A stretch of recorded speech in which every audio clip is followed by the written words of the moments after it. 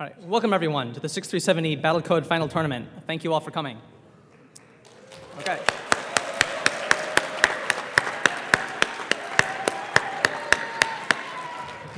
It's going to be a lot of applause today, so let's prime the pump early. All right, over the past 30 days, 350 contestants have poured their heart and soul into programming players to run the BattleCode real-time strategy game. These 350 contestants formed almost 150 teams and churned out over 244,000 physical lines of source code in 30 days. That's a lot of code. I won't tell you how many of those lines are comments because it's depressingly low. Alas, that's what time pressures do. Anyway, last Thursday we ran the qualifying tournament where we took these 150 teams, played them in head-to-head matches, and narrowed it down to the top 8 finalists. These are the best of MIT AI programmers. And that's where we're here today, is to watch them go head-to-head in the final tournament. The other thing we want to do today is celebrate the extreme devotion that all 350 contestants have put into the BattleCode tournament. I want to give a quick run-through of the order of events for today. First, we're going to have a keynote speech by Dr. Fred Zeitz. Then I'm going to give a quick introduction to the BattleCode world in case you're new to it. And finally, we'll get into the thick of things with the final matches, figure out who's this year's 6370 winner. And last but not least, we're going to have an awards ceremony. We're giving a lot of prizes to the finalists and a lot of other contestants, not to mention that everyone here will get a free T-shirt. Not this one, they're a different style, but they're still equally awesome. All right, so to start off, I guess I should introduce myself. I'm Adam, one of the 6370 directors, and apparently I'll be your master of ceremonies for today. The other directors, first in line here is Jasper. Next, Matt. Okay.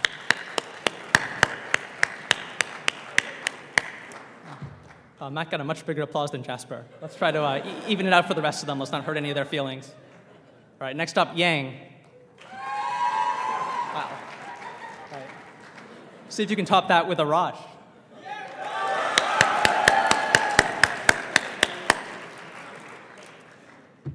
Great.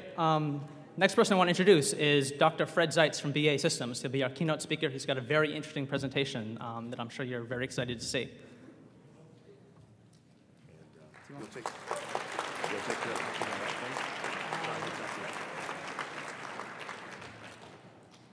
If you'll wait just a moment, we found out that with all the high-tech stuff, Windows and OpenOffice and all those don't all talk to each other. So I'm going to commission some sort of a study or a code to make it so as one system will play one presentation and play the movies. I think the movies are worthwhile.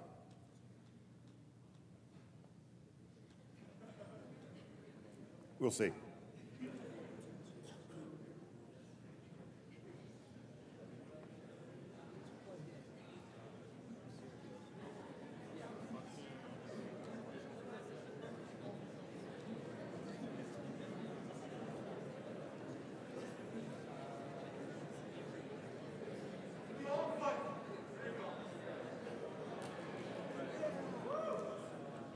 Ooh, okay.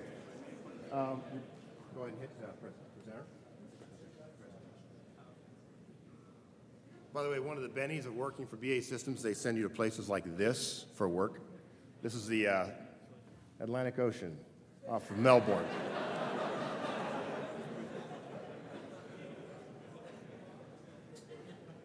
As soon as you hit present, we'll go.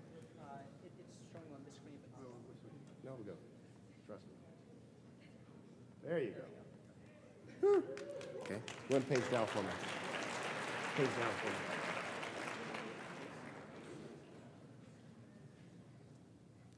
Oh, no. Stop. One page down. Okay. Yeah, Dr. Fred Zeitz, BA Systems. They told me keep it short, sweet, because I know you're not here to see me. But I do have a few things I want to talk to you about, some interesting things going on. I do want to talk a little bit about all the other companies. There's some outstanding companies here, so I have nothing bad to say about any of them. A good friend of mine graduated from University of Michigan with me. He's working at BBN, literally 5 blocks from my house.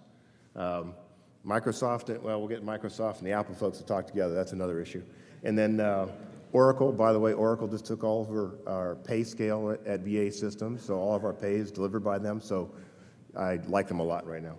And way down at the bottom right, it's Lockheed Martin, and I have a particular love for them, and I'll show you in just a minute. Page. What I want to talk to you about is a little bit of history just for a moment. Kind of set the stage of what we're doing at BA Systems. For those of you who are not old enough, I don't think anyone here except maybe me is, to remember back in the 70s, there was an idea of flight control systems that were all digital.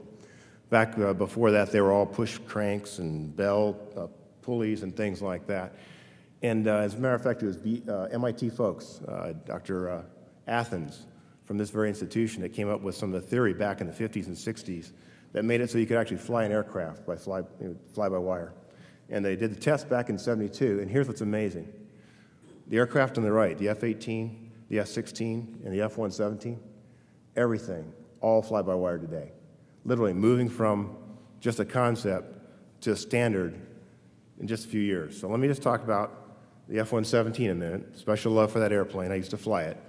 So it's totally unstable in all flight modes. Literally, it'll rip out of your hands and totally disintegrate in about a second. Okay? So let me kind of do a picture here. I've been practicing, by the way. Inverted pendulum.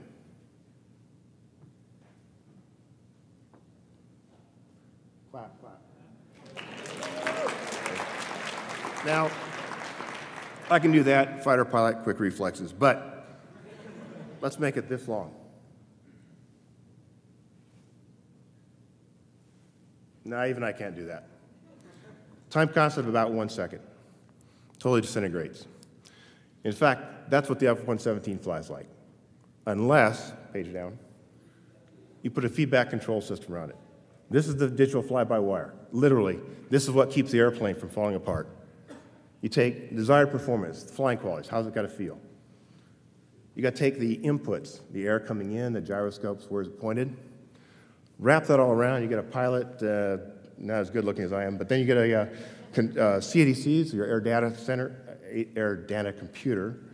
You take your flight control laws, you feed back up, and you put it to the elevons, that's the things on the back there, rudder and throttle settings, and put it all together, and sure enough, the airplane will fly. So, page down for me here. Now, I'm going to show you that this actually doesn't work. The airplane will actually not fly without it. So, about the only demo I have, though, is back in '97, Chesapeake Air Show. F-117 was flying along, and mechanical failure caused the left elevon to become detached. The wings started to flutter. Stability augmentation just didn't have the authority to hold the airplane. Okay? Page down. Basically, the airplane looked like that. Half the wing was gone. Okay? So, the airplane pitched up about 20 Gs, literally. Just slapped him down into the instrument panel. Page down. This is it. Watch the left wing. Flutter, flutter. Out of there. Out of control. Okay? He survived, by the way. About 2 seconds later, he was able to recover consciousness, saw where he was, punched out. Now, here's the reason I like Lockheed. Look at that. The stability augmentation system, new technology, until this aircraft, this was the first time it had ever really been fully employed, has never failed to control the aircraft as long as it had full control authority. That is an amazing statement. By the way, the aircraft was invented, it was put in the air in '81. They're going to retire it next year. Okay? So it's the last of these airplanes. That's an amazing capability. Page down. But let's recognize what happened there. That stability augmentation system, going from theory to practice, required. Yeah, the sound theory, the Mike Athens of the world, you know, the guys with the 10-pound brains. Okay? Dedicated, qualified team. People who knew how to write software. Commitment to highest standards. I mean, it just didn't fail. Trust me, it doesn't go bad. So why did I bring up all this stuff about Lockheed? Besides the fact that I kind of like them. Well, there's things going on today that are literally state-of-the-art, cutting edge, and I'm telling you that 20 years from now, you will look at them and go, oh, yeah, we got that stuff, no big deal. Okay? Let me show you. Go ahead. We have a team doing exactly that now. This is BA Systems, up by the Burlington Mall. By the way, my office looks over Macy's, which is actually kind of nice since I'm married. My wife wants to know what the sales are, so I can check that out. 79, Alpha Tech was the original name of the company. It was started by some MIT professors. They came up with the idea of looking at some of these hard-to-do problems and actually putting together the team that could solve them. In 2004, this big conglomerate, BAE Systems, bought them, but they've let us be relatively autonomous. We still have that small company kind of attitude. In a small company, if you consider $100 million worth of a small company, and by the way, it doesn't show it here, 15% growth in the last 3 years. Okay? It's a moving company. And you can see the kind of people we talk to, DARPA, Air Force Research Lab, the folks down at Hanscom Air Force Base. But the last point is what's important. And look at that pie chart. That's the types of teams we have, people from all ranges. You've got the theoreticians, you've got the people who know how to do software code. Okay? Page down. And that is totally legible. Yeah, some of it is. Okay, this is the kind of history of what we've been developing. AlphaTech, way before I got involved 2 years ago, all the way from back in optimization and control theory ideas, as you kind of saw, keeping airplanes from falling out of the sky, all the way to the kind of things we're doing now. These are the kind of things that we're going to find are just commonplace in a few years. Go ahead, page down. Let me show you a movie. Let's take a particular vehicle and say, I want to follow that car. I want to have an airplane fly around and literally follow the car that's boxed in red. And all the other cars, those are confusers. No matter what happens, the software will follow that car. Pretty amazing. By the way, this is not Massachusetts. You can tell because all the cars stopped at the traffic signal. Next. But let's up it a notch, okay? We can design that, but what if we take that same software, put it in an airplane, in this case a little RC aircraft about that big, and we say, airplane, closed-loop feedback, follow the car well enough to maintain a track. In other words, we're not just doing one thing, we're doing two things coupled in a closed-loop system. Same kind of cosmic thing that was unthinkable in the F-117, now we're doing it. Down at the bottom, you can see the type of path, the little blue thing going around. That's exactly where the aircraft had to fly to keep track of the pink car. Automatically determined. No human intervention. Human just said, follow that one. The whole system wrapped up and did it all by itself. Real simple vehicle motion, just an RC aircraft, but it was all automated. And here's what's really neat. In simulations, we've shown we don't just have one vehicle we can follow. We can take a whole team of aircraft. They got IR, EO, they got radar, acoustics, you name it, whatever sensors, fuse it all together, make rational decisions, and we can task, you can see it said several, 20 to 30 vehicles can be tasked simultaneously, and literally hundreds of confusers, we can track the targets we want. That whole closed-loop system runs autonomously. Pretty amazing. Okay, down, please. So here's my contention. This one I'm tossing out to you. And by the way, it's my second to last slide, so I want to be quick. These are the things that BAE Systems is doing right now up at AIT in Burlington. These are the kinds of things I will tell you that 20 years from now, people will go, yeah, it was cutting edge back then, but now it's commonplace. It's only commonplace because you have a qualified team of people who can put it together. Page down. The only way we can make reliable software, the kind of stuff that doesn't fail unless it can't do anything else, like you saw with that when a wing comes off, is you have a dedicated, qualified development team. We have it at BAE Systems. And obviously the reason I'm here tonight is because there's a feeling that there's probably people in this audience that could serve on a team like that and do that kind of work. Okay? And that's why we're here.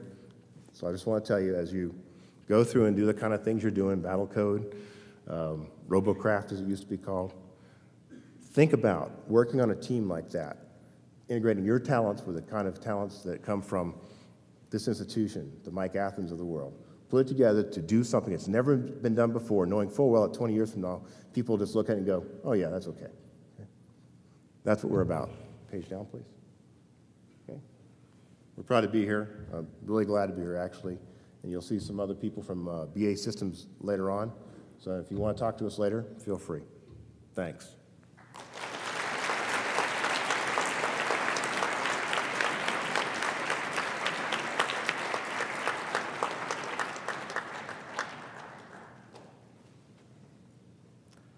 Now, if you're a contestant, you probably spent a lot of time in the past 30 days thinking about BattleCode, strategies, what algorithms to implement, so on and so forth. Most of you have probably been eating, sleeping, and breathing nothing but BattleCode. I know some contestants told me they think about it in the shower. I know from personal experience I used to dream about robots when I was a contestant. And now all your hard work will come to fruition when the finalists go head-to-head in the final matches. Before we get into that, though, I want to give a quick introduction to the BattleCode game, how it works, in case you're not a contestant, haven't spent the past 30 days thinking about it. So to start off, the game of BattleCode is about these virtual robots. Each team, there are two teams, a red team and a blue team. Each team controls a swarm of robots. Now, these robots aren't controlled by humans. They write the code, give it to our engine, and then it's hands off. They run completely autonomously.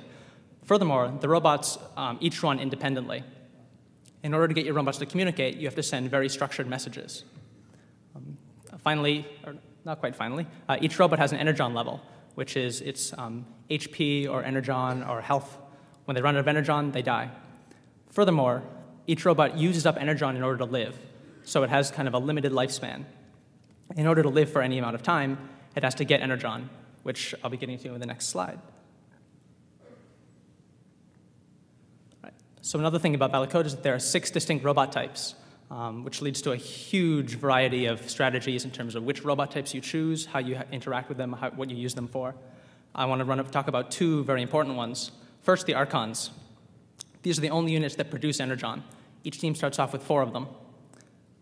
Now, in order to keep the rest of your units from dying, you have to keep all your units clustered around the Archon, so the Archon can transfer energon to the units around it. This also means you have to come up with supply chains, ways of transferring energon from the Archon, where it's produced, to your frontline army, where it's being consumed. This is something new we added this year. It makes it tactically much harder to come up with a good player, but we think contestants have really met the challenge and came up with some really interesting ways of doing this. One other unit I want to talk about is something called an EMP. When an EMP dies, it explodes, and any Archon caught in its blast radius loses a certain fraction of its energon production. So what you'll see a lot of teams doing is sending out EMPs to weaken up the enemy and then go in with a ground attack to take out the Archons. One slight drawback to EMPs, though, is if your EMPs get killed while they're near your own Archons, then they're going to hurt your Archons as well. So it's kind of a double-edged sword.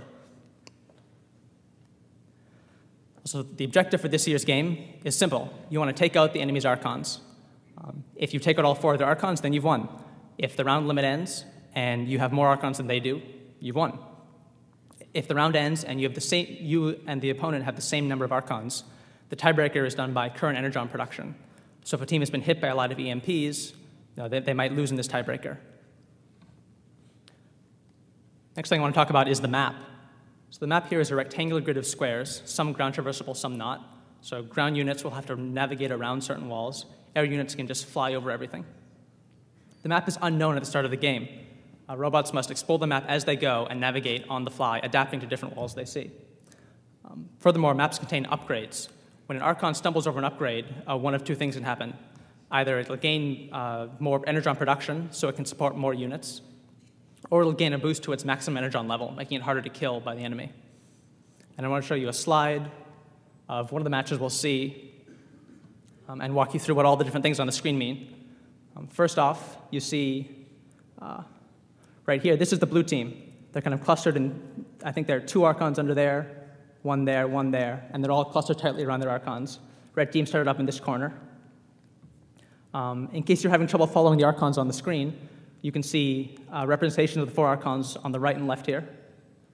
The multicolored bar at the bottom shows their current energon level. If that hits 0, they die. The blue bar on the left is perhaps even more important. That's their energon production. You'll see when units get hit by EMPs, the blue bar goes down. If they pick up upgrades, the blue bar goes up. And when any Archon dies, you'll see it explode and disappear from these HUDs on the right and left. Finally, on the map, you see these blue parts are walls.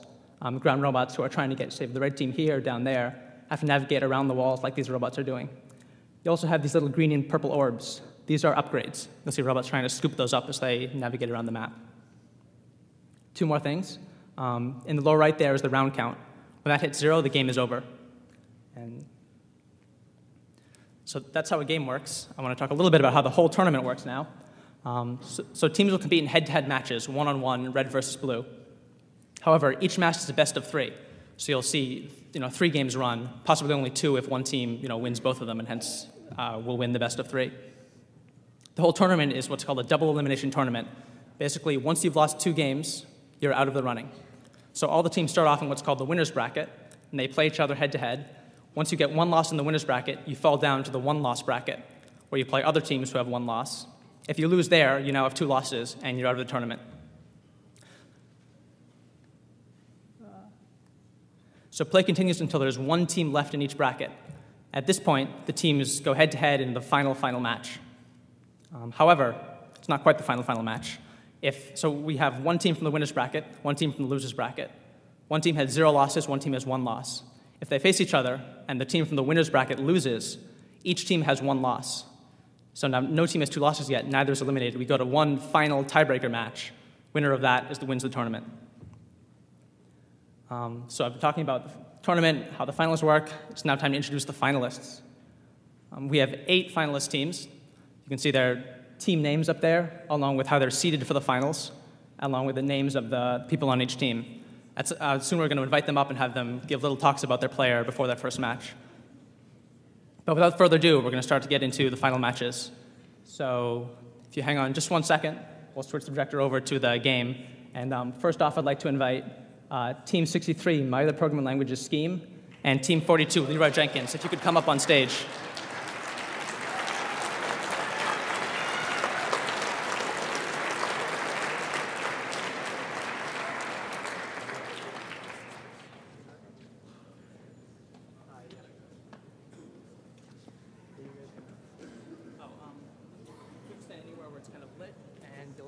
Each get a microphone.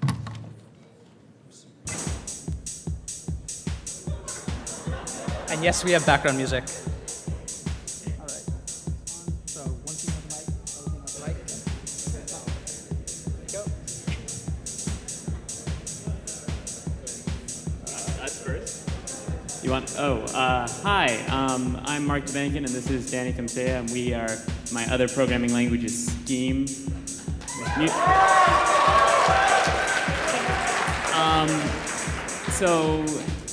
The strategy has a lot of little nuances. They kind of add together. The general idea is to be aggressive with ground units and aggressive trying to build EMPs and kind of be defensive on the fly.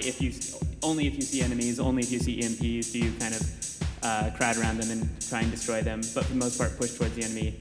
And do you want to talk about the lining up? Yeah, you'll also see our Archons will try to spread out and form a line and sort of advance on the enemy and force them into a corner, hopefully. Hopefully. All right, we are Team Leroy Jenkins.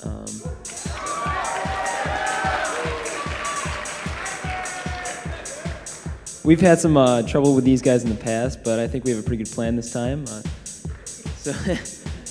First thing we're going to try to do is run and pick some upgrades, and then we're going to be sending out a lot of EMPs to try to scatter them, spread them apart.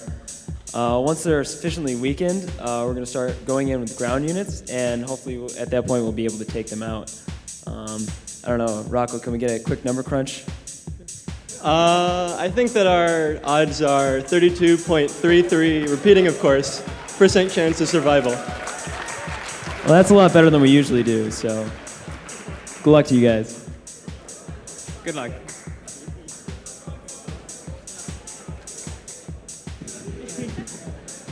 We're also going to have the contestants try to narrate their match. So if you could try to give us some insight. Yeah, you're going to be standing up here during the match, trying to narrate what your player's doing, give us some insights into what your robots are thinking, or what they just did wrong. If you could just both stand on this side so you don't obscure the screen, that'd be good. All right, without any further ado, let's get into the first match of the final tournament.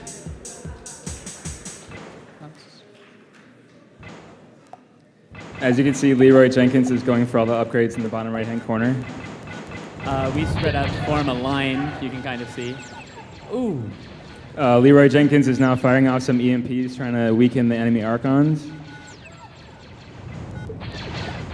So if you look at on the left-hand corner, we've weakened some of the red Archons a little bit.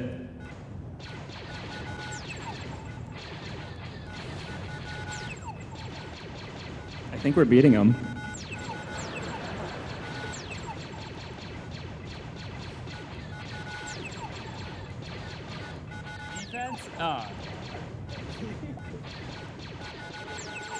All right, it looks like some of our Archons are in flee mode because the enemy is approaching with their ground units, and we just lost an Archon. So we're slowly trying to push them into the corner, and it seems to be sort of working. Yeah. I think we might be in trouble. Oh, wait, no, there they go.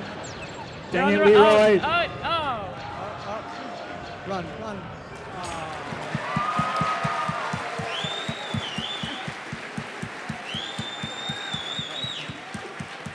That was really close. Right.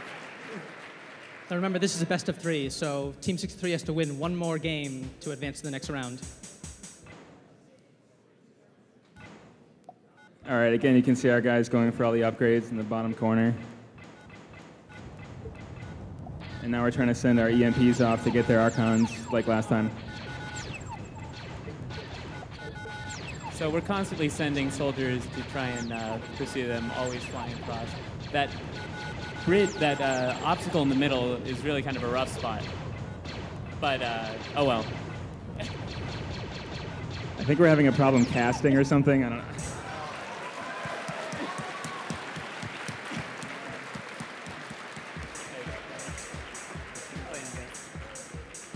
Congratulations to Team 63. They'll be moving on to the next round. You'll be seeing Leroy Jenkins again in a second when we go down to the one-loss bracket. Next up, could I have Team 43, Bloodthirsty Lawn Gnomes, and Team 106, Georgian Noobs.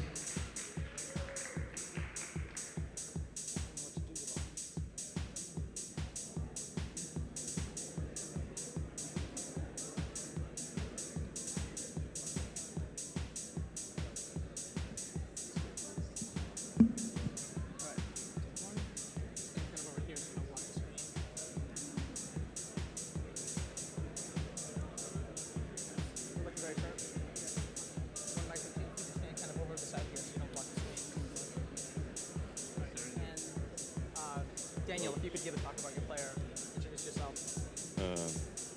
Hey, I'm Daniel Whitlow. I'm Team Bloodthirsty Lawn Gnomes.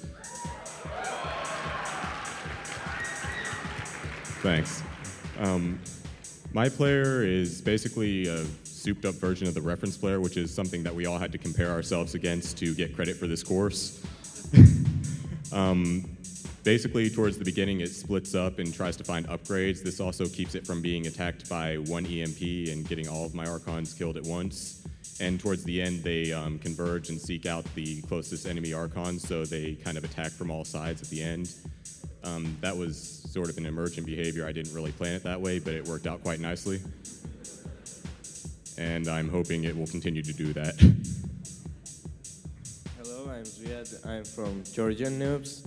Georgia country, not the state. And our player mainly is like EMP attack team, so we're weakening enemy with EMP attacks and then we're defending from them. So you guys are gonna see our soldier wall and probably tanks too. We hope so. All right, let's get the match started.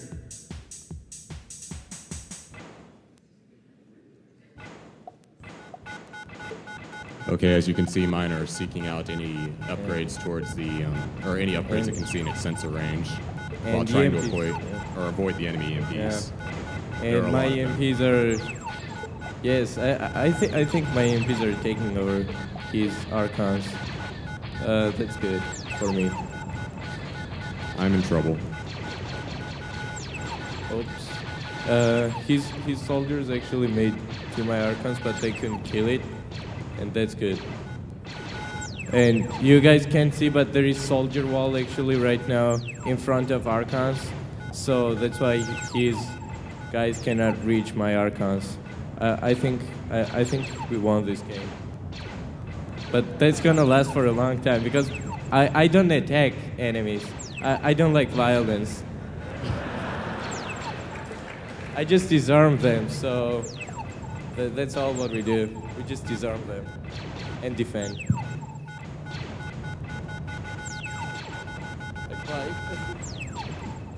At least I got the upgrades.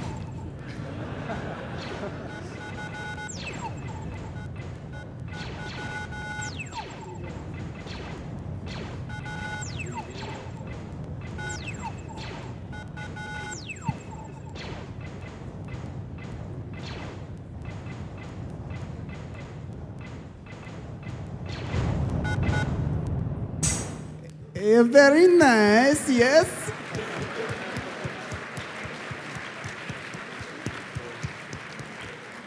All right, so Georgian Noobs won because they're able to EMP the enemy Archons. We have one more match to go to see whether they take the best of three.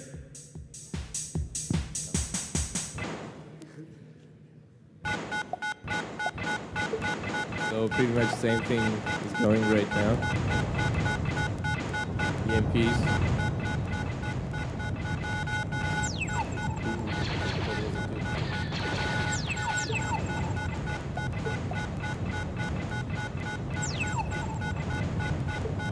So Blue's doing the same strategy of trying to EMP the red Archons. Red team's goal here is going to try to close in close enough to Blue's home base that they can take out their Archons, meanwhile trying to dodge the EMPs that Blue is throwing out at them.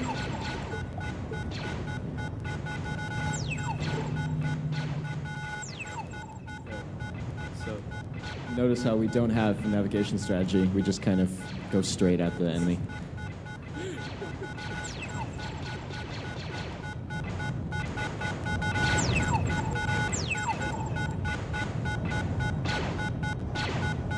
So this game gonna last till the end too, because we still don't like violence.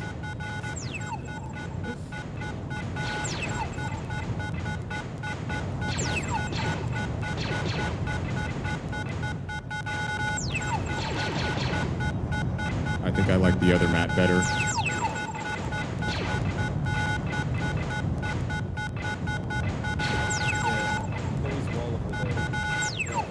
Looks like Red needs a miracle here. See if they can pull it out.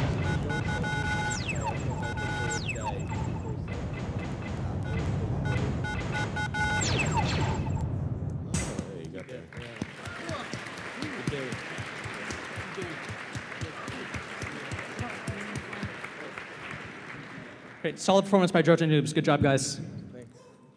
All right, next up, Team 78, Who Ate the Cookie, and Team 2, CTU Cambridge. If you could come up on stage.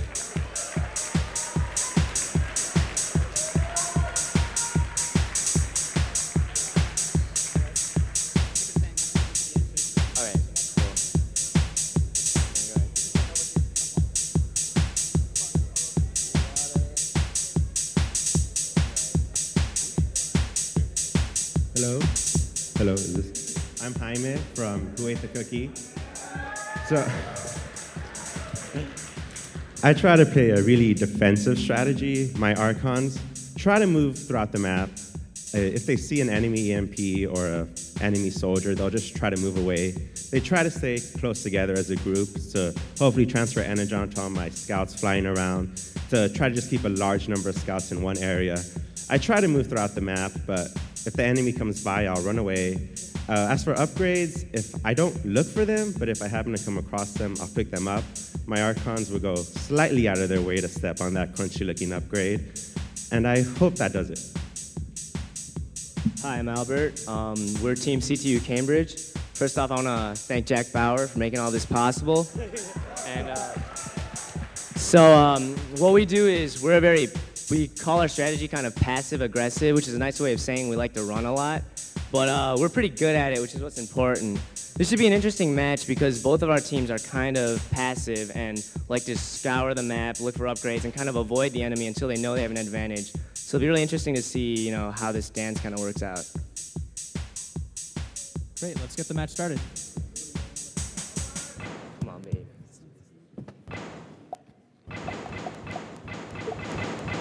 I'm trying to collect a couple of upgrades, and when a scout gets close enough to an enemy Archon, it'll create an EMP. We sent out EMPs early to try to weaken the enemy. Luckily, we haven't really gotten surrounded so far. We almost had an Archon killed earlier there. Now we've pushed in and we found the enemy, so we feel like we have an advantage. We have a really reactive strategy where we really analyze a lot of situations before we decided what to do. Here we seem to think that we have an advantage and we're kind of pressing it, and hopefully we'll be able to finish this match off. Oh yeah, we have a tank out now, which is kind of mauling, which is cool because there's a river there. And tanks are really good around rivers because they can shoot across the river, and no other unit has anywhere near that kind of range. I wasn't expecting tanks. So yeah, we're slow at killing, but we get there.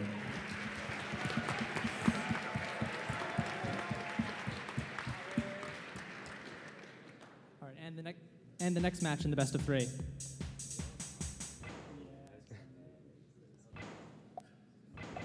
All right, again, same thing. We build a lot of scouts early on. We really don't build too many soldiers because they cost more to maintain. We don't start building soldiers until we start seeing a lot of enemies when we know that we need to worry about them. And since our opponent is sending a lot of soldiers towards us, we are starting to make more ground forces as a precautionary measure. Again, we're a really reactive team, and now you see we have a tank out because we saw a lot of enemy soldiers. Luckily for us, we got the tank out in a good position. I'd like to say that that was good planning, but it's really just luck. Even though my Archons try to stay together, once they see an enemy EMP, they take evasive maneuvers and they break up, which is what happens a lot. We're spinning in a lot of EMPs, which is something that we kind of added like almost the last day of the tournament. We kind of got our hand forced because a lot of other people were doing it, and we realized it was really effective. And it looks like it's helping us out a lot here.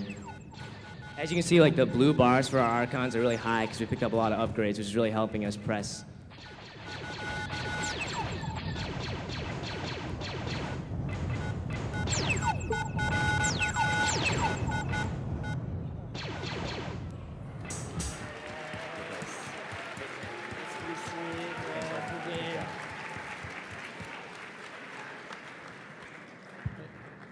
Excellent job, CTU Cambridge. All right, next match, Team 32, BattleCodes versus Team 124, CompuGlobal Hyper Meganet.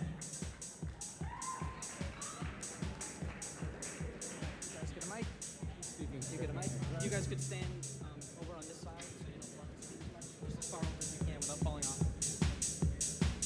And yeah, BattleCodes. Hi, we're BattleCodes. He's the other team. Yeah. All right. So our strategy, we feel that EMPs aren't a really good idea if your enemy is coming after you, and we go after our enemies. The thing about EMPs is it takes about 200 rounds if an EMP is completely and totally successful to get back the energon you've spent on it. And it's about 3 soldiers worth of energon that you spend. So we like to show up with those 3 soldiers while the EMP is beating the crap out of us, and then just turn that into an offensive advantage and win the match from there. My strategy tries to use a lot of EMPs, and it will prove their logic probably correct on this map. But my strategy in general tries, it sends a lot of EMPs at the beginning, but then tries to react, and if it sees a lot of ground units coming, then it tries to produce a ground army, but it can't quite do it very quickly, and so we'll see how it happens. But especially on a small open map like this, so large clustered maps favor my team, which this is not. All right, let's see how it goes. Start the match.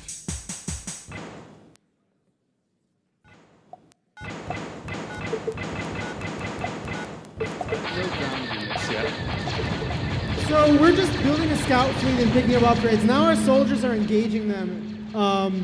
We're basically running towards them and trying to attack with soldiers. Yeah. How many rounds was that? How many rounds was that? Is it over already? Start the next match.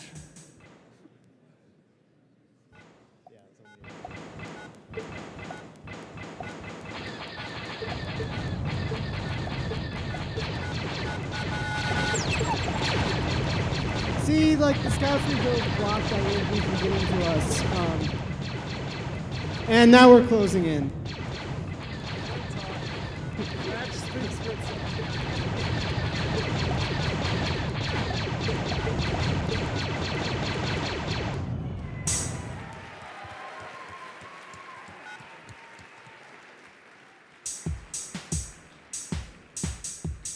That was a dominant performance by BattleCodes, but a good job to Kevin for Team 124 as well. Figure I should mention, there's a lot of buzz around Team 32 because they've been dominating the scrimmage server that we've been running for the past couple weeks. So a lot of people think they could go all the way, and they've proved their mettle in that first match. All right, up next, we're going to winner's bracket round 2. If I could have Jaime from Team 63, my other programming language is Scheme, and Team 106, Georgia Noobs, if you could come up on stage.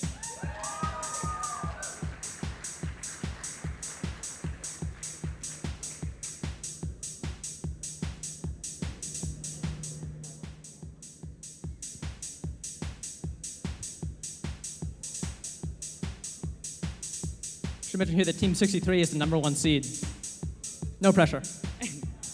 Though it's a little tense because we've only played one scrimmage match against the Georgian noobs, and they pwned us, so so we'll see. That's right. All right, let's get the match started.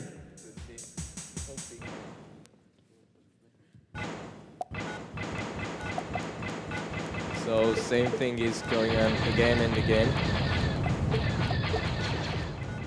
EMP, you can see our EMP. He got near. I see our scouts trying to block the EMPs. They'll get in front of them and be really annoying. As you guys can see, soldier wall is already there to defend.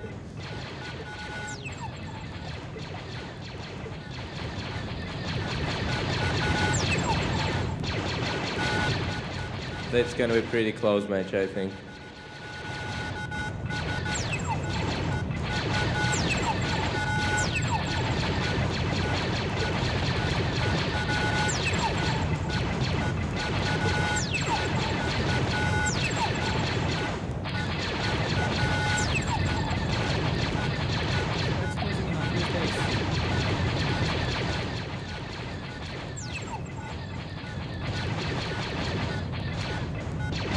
We got them. Their energon production level is already low, so pretty much if nothing really special happens, we should be able to stand our defense and win by production rate. Yeah, it looks like the soldier wall rebuffed us. We didn't have opportunity yet to show our tank defense, but probably we will be able to if we're gonna win this match.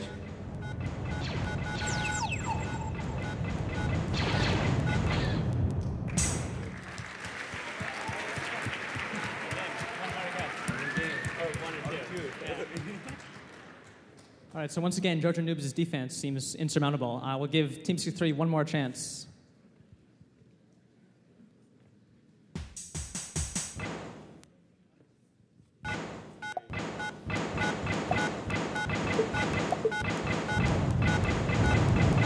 Main thing in our strategy is to like get them once, because after we blow up our EMP once to their Archons, it gets easier and easier to do it one more time.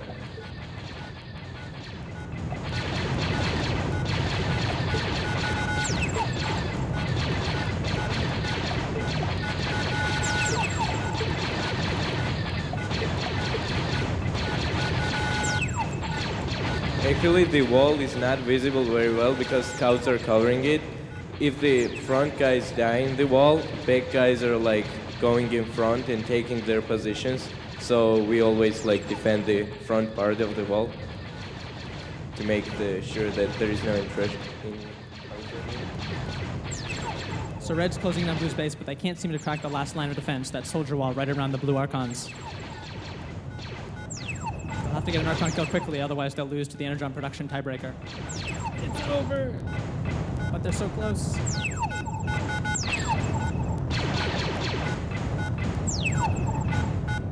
We killed their Archon because it came too near, so we had to kill it. We didn't want it, but it's...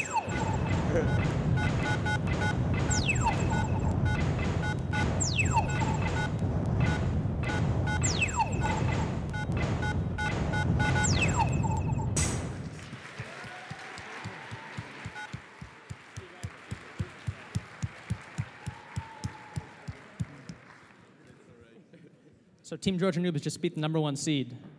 Interesting upset. Next match, Team 2, CPU Cambridge versus Team 32, BattleCodes.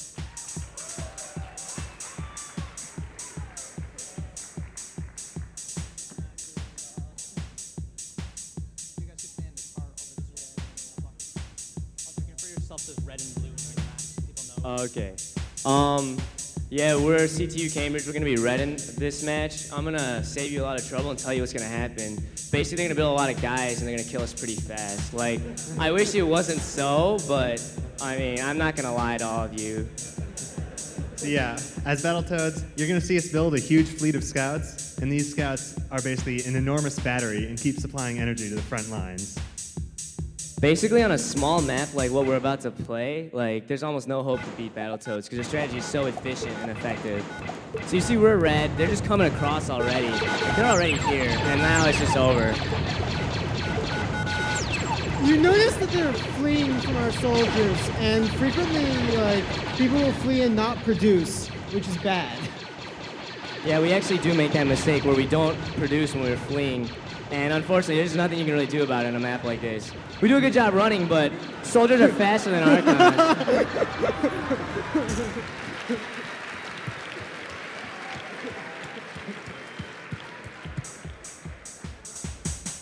I just want to say that nobody that plays Toads is as bad as they look. But they do look pretty bad.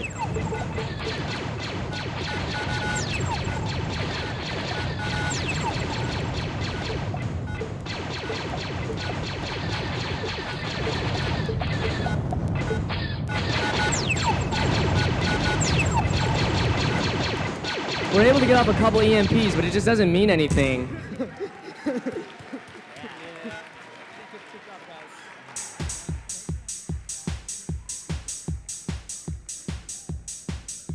right, another dominant match from Battletoads. Next, we're going to go into the one-loss bracket. Could I have Team 42, Leroy Jenkins, and Team 43, Bloodthirsty Lawn Gnomes?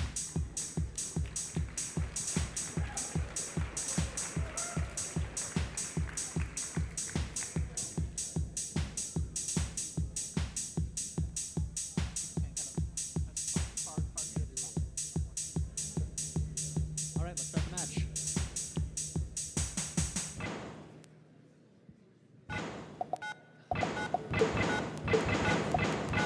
All right, so this is the same type of map, which is small and doesn't really favor our strategy. We like big, complex maps, so we'll have to see how this turns out.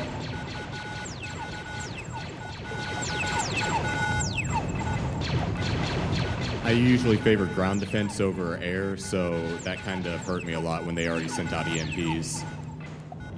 Our ground defense really isn't that great either, so our air attack is what we rely on. And if that works, it usually works pretty well, but if it doesn't work, there's big trouble.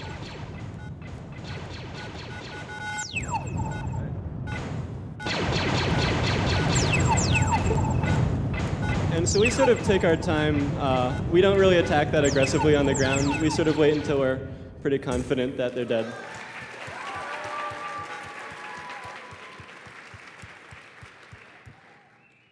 Now on to game 2 of 3.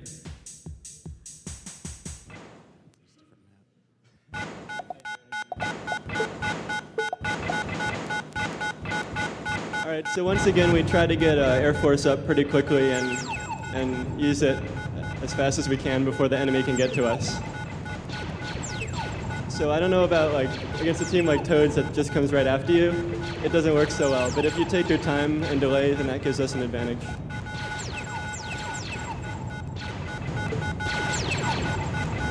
Another thing we were dealing with was deciding whether to keep our Archons together or spread them apart. And we decided to spread them apart because it gives you more chance of getting upgrades, and if you get hit by an EMP, it takes not as bad.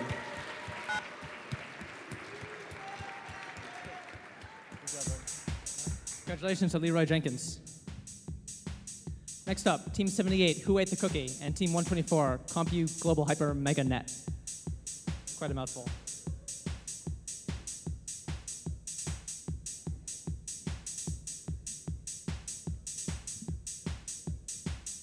I should mention that if team loses here, they're out of the tournament because this will be their second loss. But again, no pressure, guys.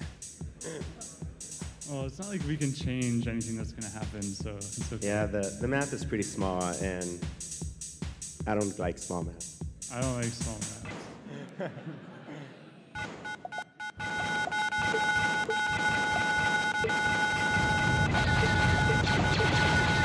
I think one way or another it might be a pretty quick match. I don't know. I got one EMP off on one of his Archons.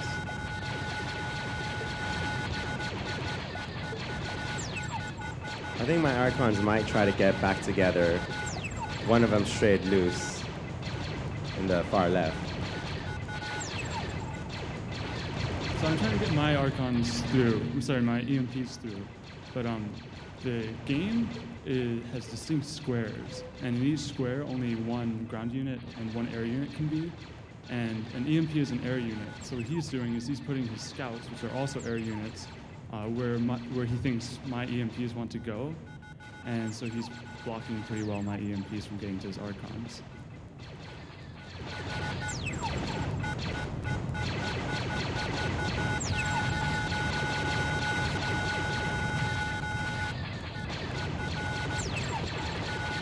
I think I may have just EMP'd myself in the lower right. Not the best strategy. My guys are pretty scared that they don't like to close in if they see any ground units, which is why they're still sort of hovering just within sight range of his units.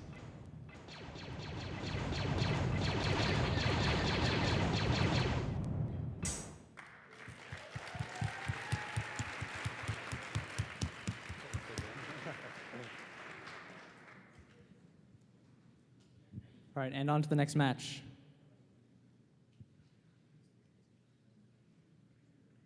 Or we'll take a brief intermission. Or not. I think maybe if my Archons don't split up, I might have a chance, but their sort of default behavior when they see an EMP or a soldier is to split up. I actually try to get my EMPs to go in the middle of their Archons, and sort of to spread out the effect of the EMP, but also because I just assume that their EMPs are going to be, their Archons would be running directly away from my EMPs and hoping to spread them out a little bit. I don't know how effective that is, but I try to do it. I think that's a pretty good strategy, actually, because most teams try to get one EMP directly over one Archon, and to spread it out, pretty good. It's like now I have my 4 Archons coming down against his 2, and we'll see what happens.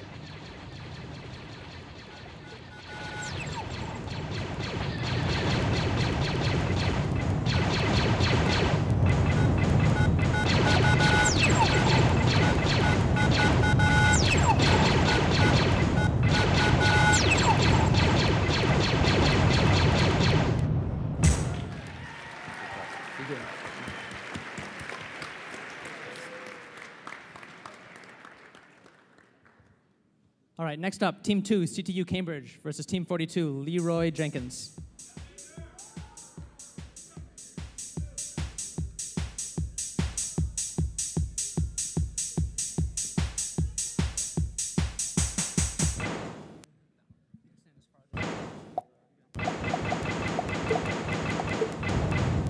Oh yeah, we're red. This should be a very interesting match because both teams like to spam EMPs early on, and it's really just a matter of who's able to get more EMPs through in a lot of cases. And it seems like they're doing a better job than we are, which kind of sucks for us. We try to use scouts to block EMPs, and what that means is you can kind of guess where an EMP wants to go to get to your Archon. So you can tell your scouts to go there and try to block them. But unfortunately, once one gets through, kind of tough to keep it off. And at this point, it looks like we're pretty screwed. Sorry.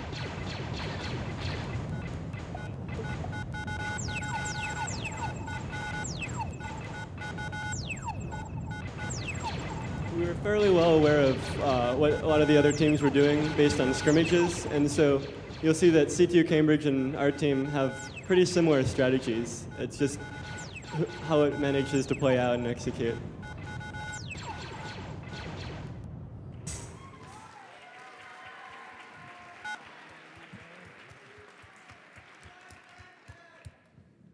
All right, now for game 2. I'd like to think something different would happen here, but I'm not really sure why something different would, because the two maps are actually very similar, which is part of the reason why we haven't seen a single game go 3 rounds. Although you never really know.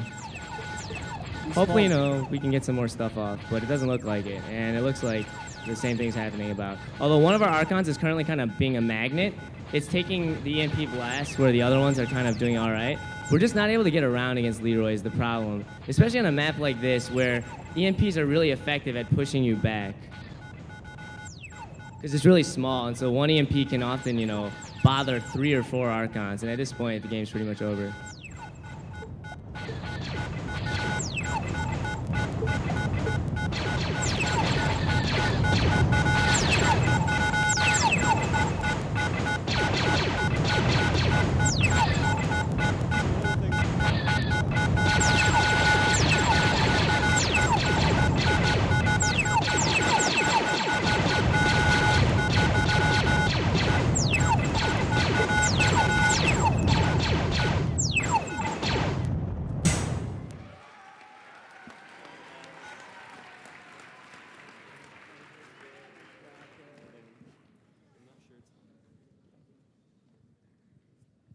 All right, next up, Team 63, My Other Programming Languages Scheme versus Team 124, CompuGlobal HyperMegaNet. I think we have the 2 longest team names going against each other here.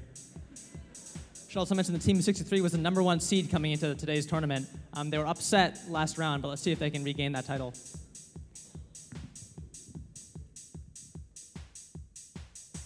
Thanks.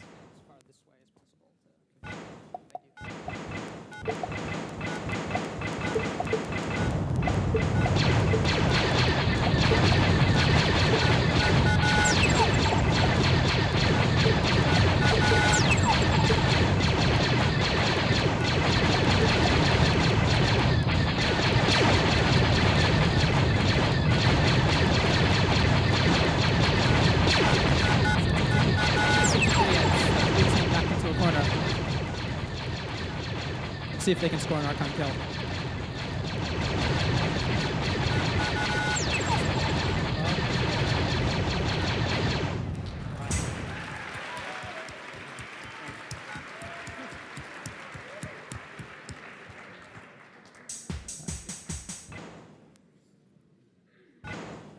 As Albert said, I wish something different would happen here, but I don't think it will.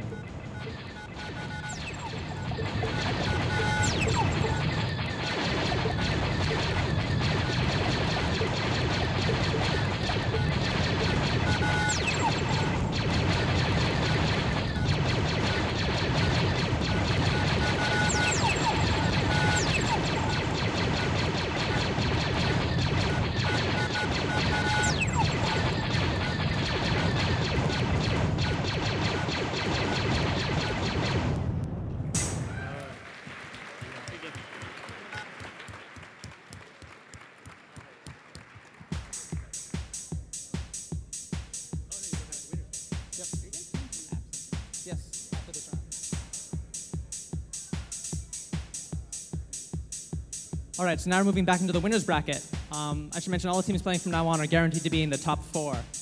And also now that we're getting into the later rounds, we're going to be switching up the map. So we'll get some new pretty images on the screen. And could I have Team Georgia Noobs and Battletoads up here, please? All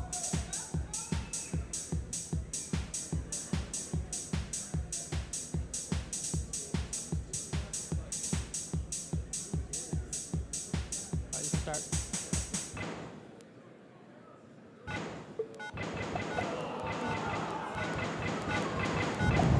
So actually we like scrimmaged them like 5 times and they totally owned us all 5 times. So the only thing that's gonna save us is a miracle. Just for reference, we hate this map. Actually it's better map for me because it's big. So we have like a little, very little chance. But as you see, our EMPs haven't reached them because we're like containing our soldier wall, and that takes a lot of effort. And now they're gonna get closer to us, and then it happens. Yeah. And it happened. Our soldier wall is destroyed, and we're done. Unfortunately.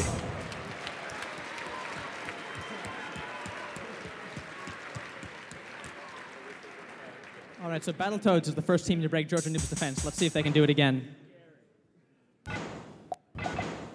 Now we will probably show our tank defense, but that's not gonna help us.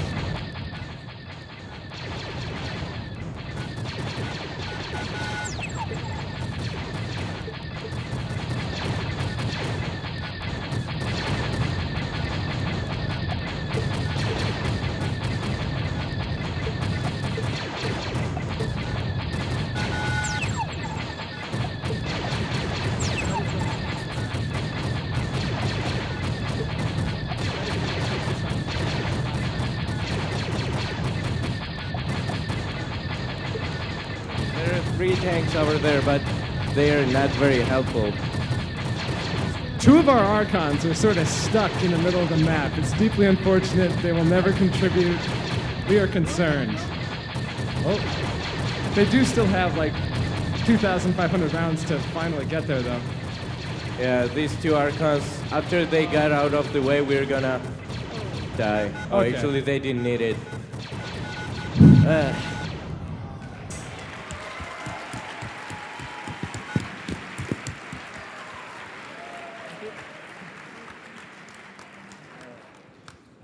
So congratulations to Battletoads for blazing their way through the winners bracket. I think they didn't lose a single Archon in all their rounds. Impressive showing. Now we're going to go down to the one-loss bracket. Leroy Jenkins versus My Other Programming Languages Scheme.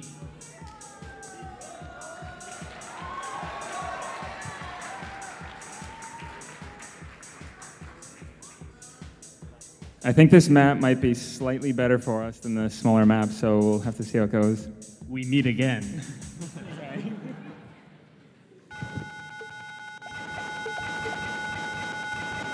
We're the red team up there. Again, you can see we're going for our little gumballs.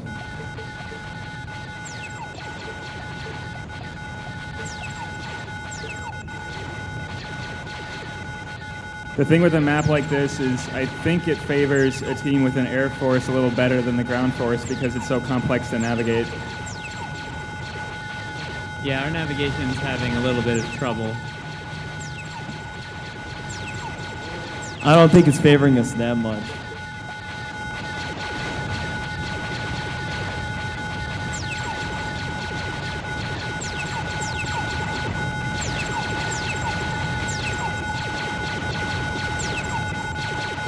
Looks like one of our guys kind of went into flee mode there for a second.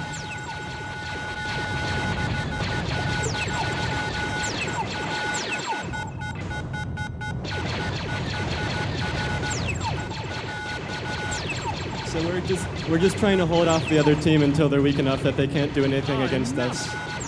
It was really close.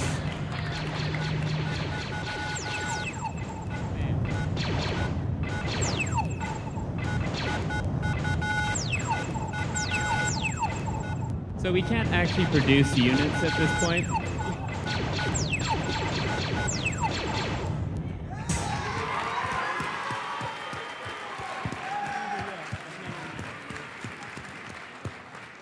That's the only time that we've ever beat them. And again, this is a best of 3 match, so let's go on to this game 2.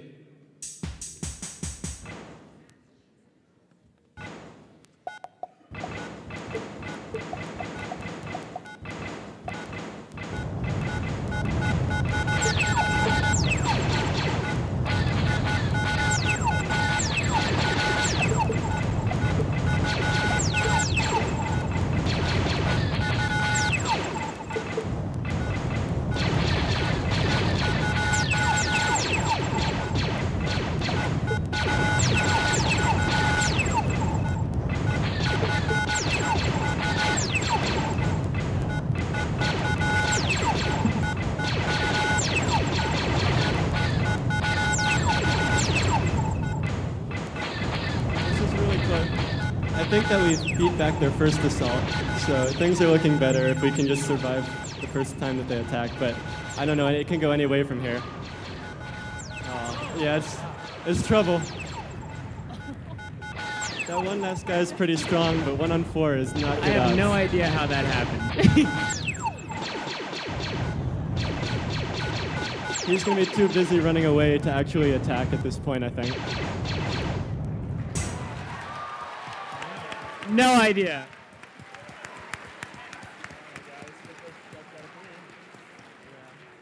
Great. So team 63, the #1 seed, just came back to win. So that means we go to the 3rd game of the best of 3. Winner take all.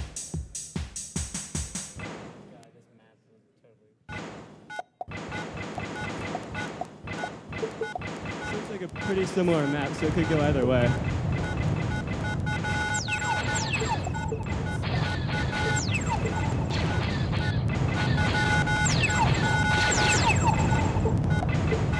We try to score a few early hits, but they're really good at evading our EMP blasts and still working their way over to our side of the map.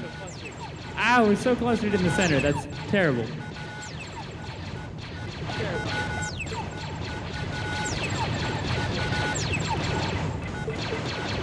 Oh.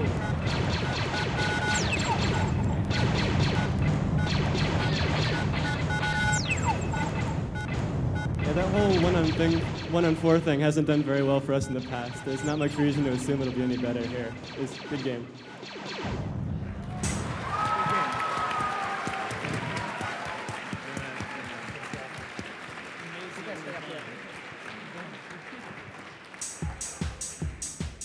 You guys stay up here. Congratulations to Team 63. Unfortunately now they're going to have to go against the team that they lost to a couple of rounds ago. So let's see if they can pull another come-from-behind victory. So given that this is a larger... Is it the same map as that last round? Yes, it is. Okay, given that it's a larger map with difficult navigation... Doesn't matter.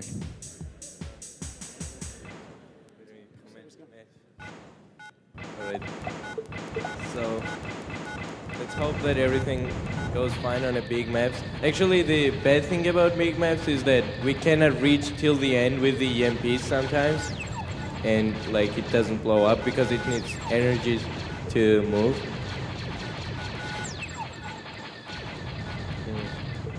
We are not doing very well in the beginning because their production rate is still high, so let's hope that it will be better. Oh, we got him. We almost killed one Archon. That was good. For us.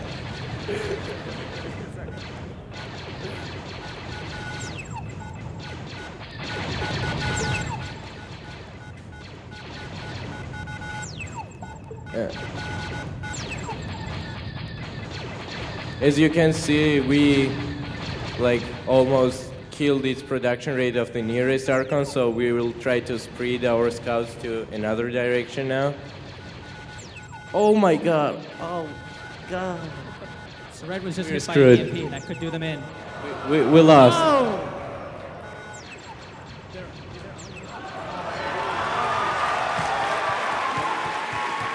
They got us with One of the dangers of keeping all your Archons clustered together is that if an EMP does get there, then... Just one shot of EMP killed us. That was bad. I'll be honest.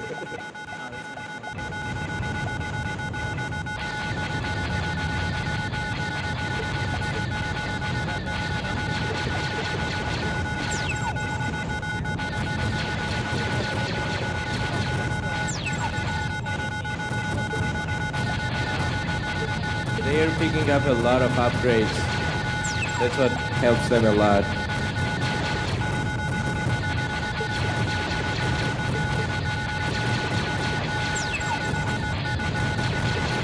So you can see the red team is building tanks this round, which they didn't do before. I guess that's an adaptation, knowing that they lost the last match. Yeah, that's not very good for us because Soldier Wall was working better, but I don't know. Let's see what happens.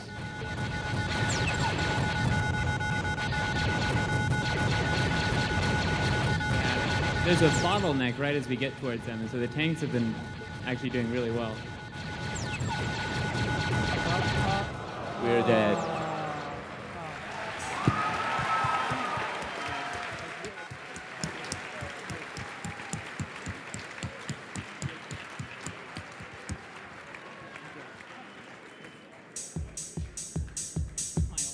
All right, so now we have one team left in the winner's bracket, one team left in the loser's bracket. That means we're going to the final matches. Top two finalists. We have Team 32, BattleCode, who've been dominating the scrimmage server and went blazing through the winner's bracket without losing a single Archon. Against them, we have Team 63, My Other Programming Language's Scheme. Number one seed. They fell into the loser's bracket early, but managed to fight their way all the way through to make it to the final round. Let's see what happens.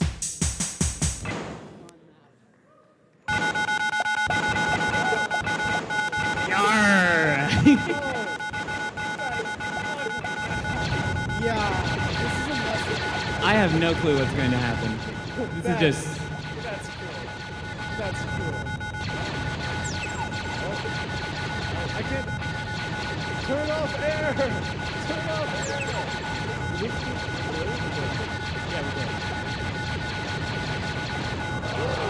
Oh, we took out orders. Yes. It's over. It's over.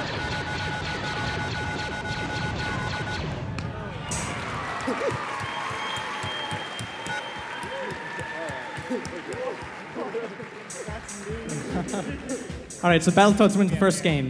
Because Team 63 has one loss, if Battletoads win this next game, they'll have taken the tournament.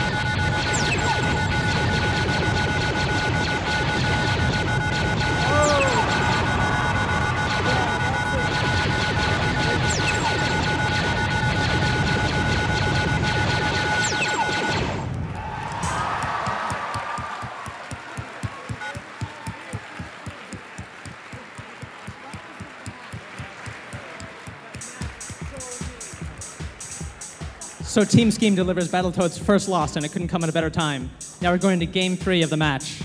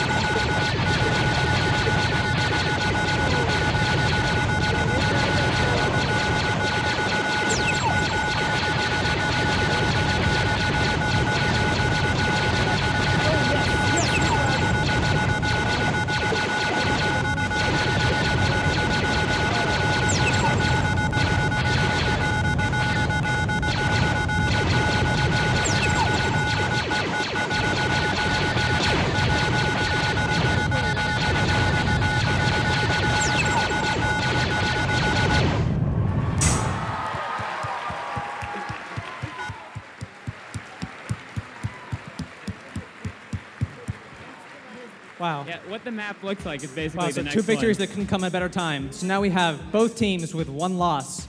This next match will determine it. Again, it's still a best of 3.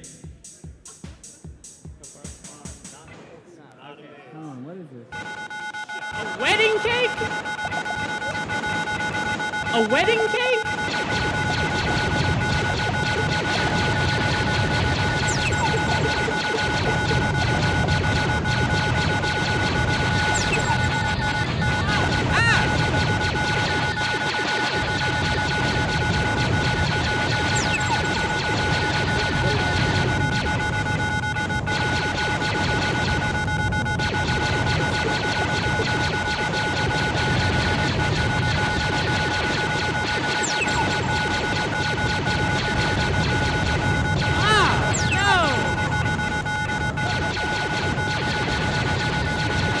We just triggered an EMP.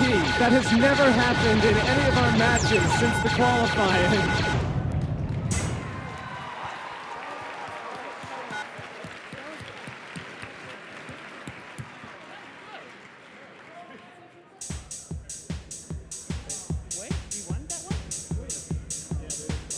Oh, sorry. So apparently we have red and blue swapped in that. So it's my other programming language is Scheme. Oh, sorry. Battletoads is in red, and my other programming language is Scheme is in blue.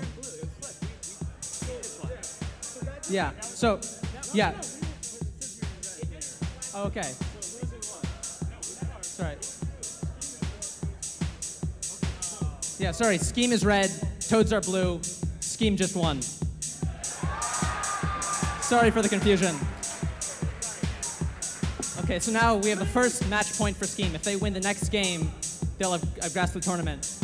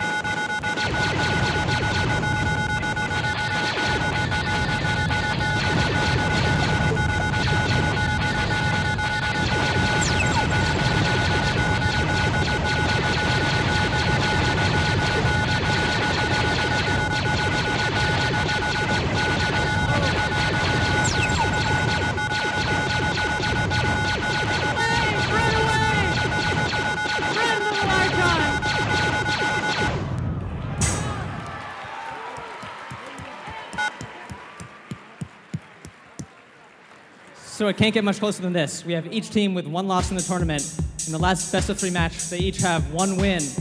All comes down to the very last game. Let's see what happens.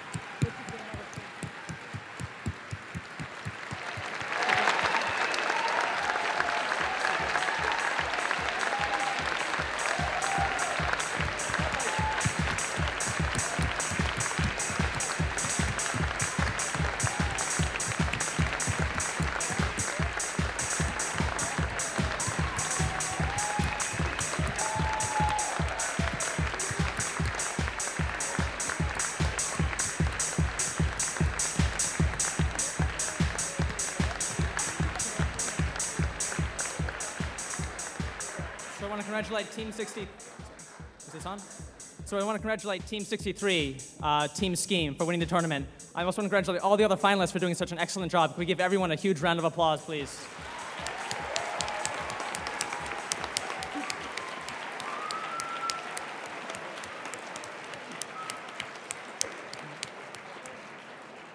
And now, last but not least, we're getting to the award ceremony part of the presentation.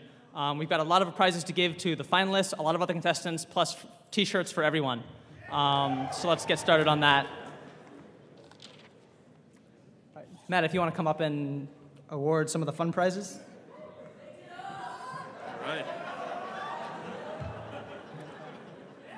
So we're going to start here with best team name. We're giving out 3 awards for that. So the first, if you'd like to come up, as we call them out. Team 44, if you die in Canada, you die in real life.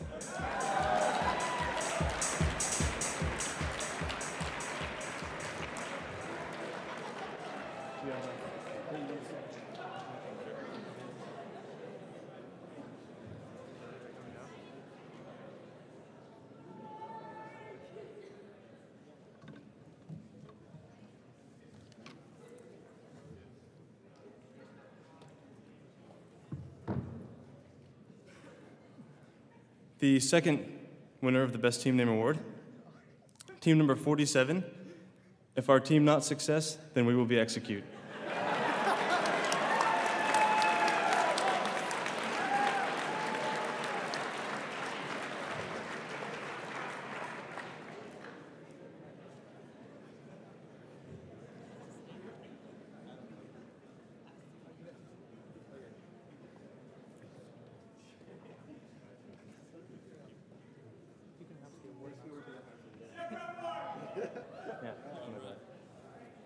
And all of these Best Team Name Awards are for $100. And third and finally, Best Team Name, the winner is... One second.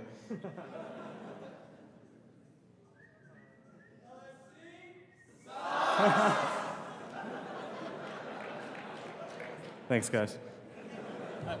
One thing we can do is also ask the audience, who do you think should win the last Best Name Award? Just shout it out. And we agree with you. It goes to Leroy Jenkins.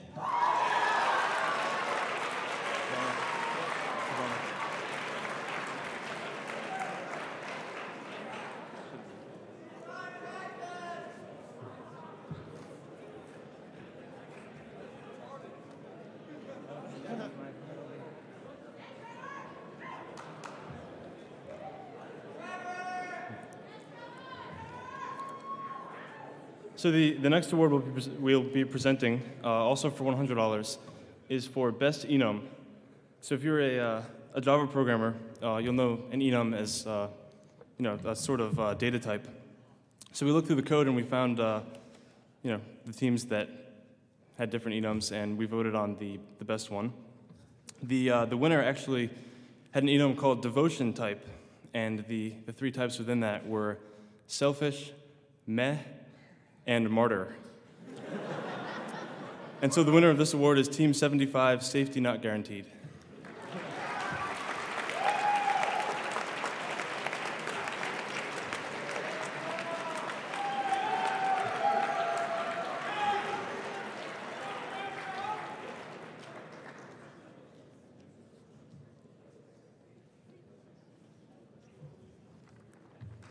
All right, next up, if I can invite Stephen Payne from DE Shaw to come on stage. So now we're in a section where a lot of the sponsors come on stage, talk a little bit, give out some of the words that they judge themselves, so on and so forth. If you want to. Well, I think first off, obviously, congratulations to the winners. Secondly, I never thought I'd say it, but I actually never thought I'd feel sorry for an Archon. Seeing them limping into the corner as the enemies closed in was rather horrific. But I'll just quickly tell you a little bit about my company. We're one of the sponsors here tonight, and we're basically a hedge fund located in Manhattan with about $25 billion worth of capital. And I'm sort of what you might think of as a slightly accidental tourist in that I sort of walked into the company thinking that I was, one day going to write computer games and kind of got bullied into applying. And essentially, I've been with the company 9 years now, and to all intents and purposes, I'm still a programmer day to day. I've sort of risen amongst the ranks to senior vice president somehow. I must have smiled nicely at some people, I suppose. But essentially, my job, is pretty much as it was on day one. I'm sitting down, I'm working with traders and, mathematicians and stuff like that. And the company was founded by a computer scientist back in '88, so technology is actually a very strong core of the company. And this basically means that, I'm working with people who are very bright, and it was a very sort of good equal term basis. And it's rather fun to sort of think that, this is the sort of thing that maybe I thought I might be writing one day, and I often find myself getting distracted in the evenings, but the sort of stuff I do day to day at work is actually, equally stimulating, a lot of fun. And basically, if you want to sort of find out how somebody like me can actually dress this poorly at work and still sort of, keep pretty poor hours, but basically really still enjoy their job after all this time, then come up after the end of the evening, come and bend my ear and ask me a few questions. And that's pretty much it, really. So again, just congratulations to the winners, and congratulations to some of the incredible team names. And yeah, great stuff. Thanks very much.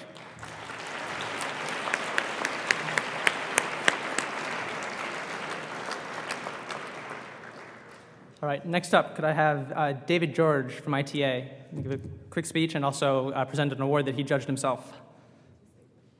Oh, sorry, David George from 2 Sigma. Sorry.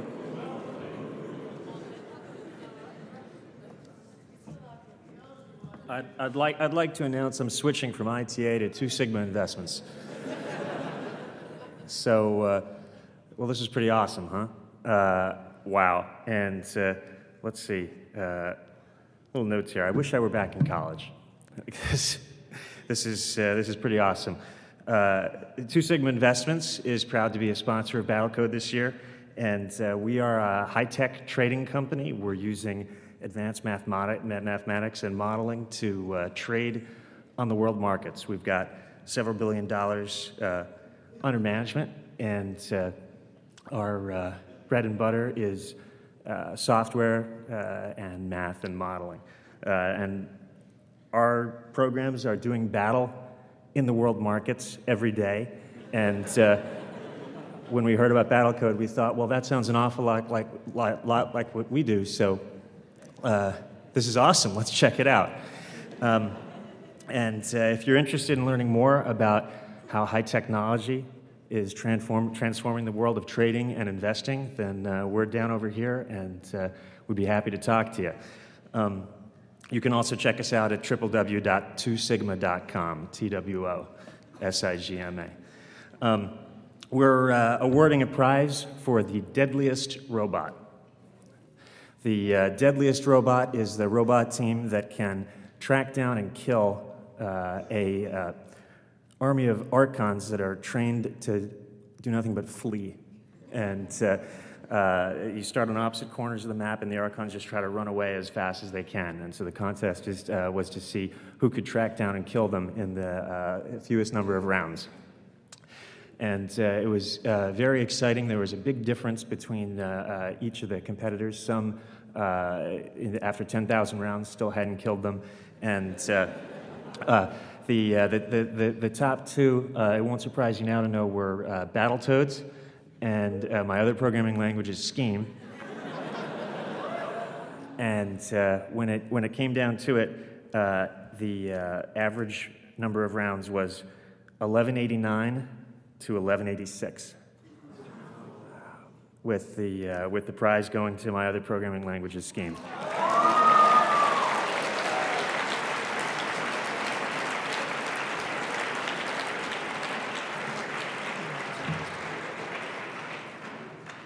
Congratulations to all of you. Hello again. Thank you. Good job.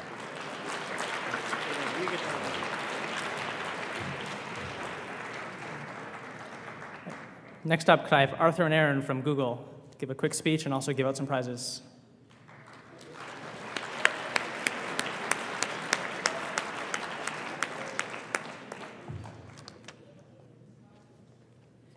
Hi, I'm Aaron Iba. This is Arthur Gleckler. We're software engineers at Google. This is my 5th year at the competition. I think it's Arthur's fourth, and each year it gets better and the audience gets bigger, and this year's no exception.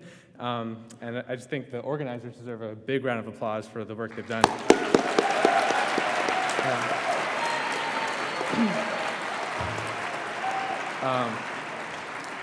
So Arthur and I really enjoyed reading the source code and strategy descriptions from all the finalists last night. The strategy descriptions were really entertaining. They compared their AIs to the way of samurais and gladiators. Although I think we're going to need an explanation of what exactly Obama Rama means, because we discovered that in the comments of a lot of the source code. And then we have some source code based analysis prizes that Arthur is going to tell you about in a minute. But I just wanted to mention that Google is very happy to sponsor this competition. And briefly I'll mention that we are still growing and still hiring all types of job positions in different locations, both internships and full-time. So if you're interested, go to google.com/jobs or come talk to us. And we also have Josh in the audience, a former 6370 winner, who would be happy to talk to you also. He's wearing a Google t-shirt. So thanks. And now Arthur is going to tell you who gets our prizes. So first we have 2 Apple iPods to give away to my other programming language's Scheme. So if you'll come on up.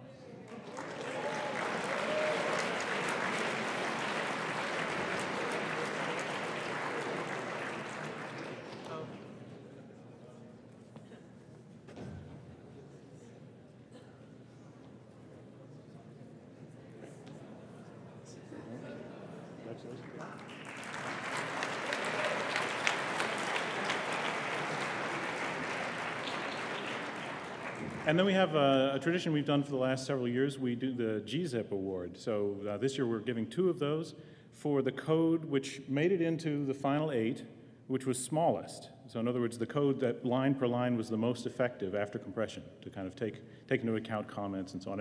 I know there weren't that many comments in the code, but to take into account repetition and that sort of thing. So those 2 teams were Bloodthirsty Lawn Gnomes and Who Ate the Cookie. Both of those get iPods.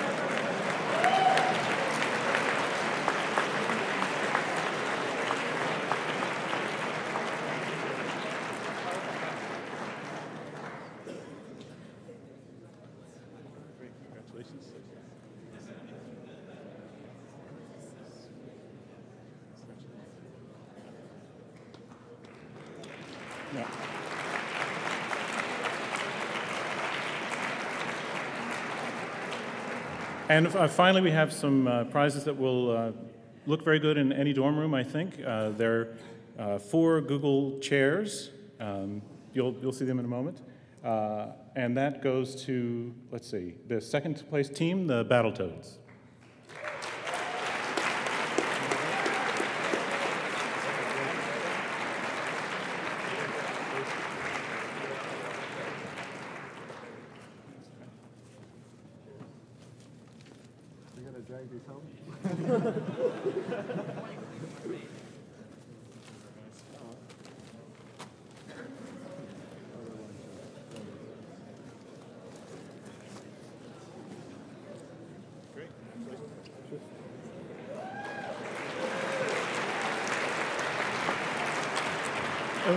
We'll be giving away T-shirts and other doodads to the contestants afterwards, so please hang around afterwards. Thanks.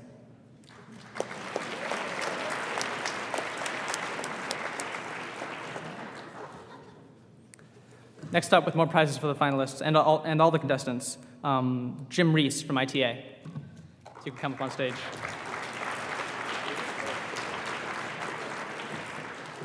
Hi, I'm Jim Reese. I'm proud to be an ITA software employee and an MIT alum, and ITA is very proud to have sponsored BattleCode 2007. ITA was founded by a couple of AI Lab students who saw an airline problem and they thought we can do that, something like that better. And with some hard work and opportunity to write some cool code, they changed the world. And we're still changing the world, and we want to rewrite the entire airline infrastructure from scratch. And that's a really, really big job. So we've doubled the size of our company in the last year, and we're still trying to grow some more. So BattleCoders, you're smart, young, creative, and jacked up on caffeine, and we're looking for you guys. So talk to us whenever you feel free. We're right down the street, and I'll be hanging out later this evening.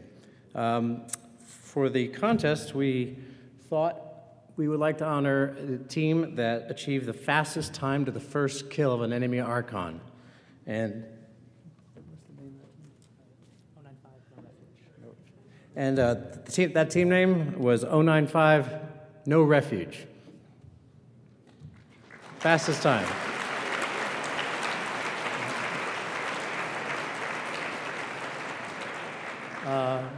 Not here?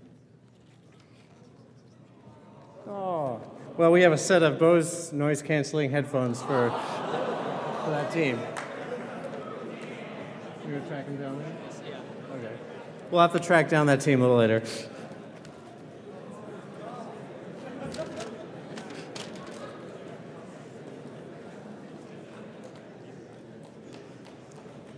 All right, and last but not least, I'd like to invite Matt Flynn from BA Systems up to the stage.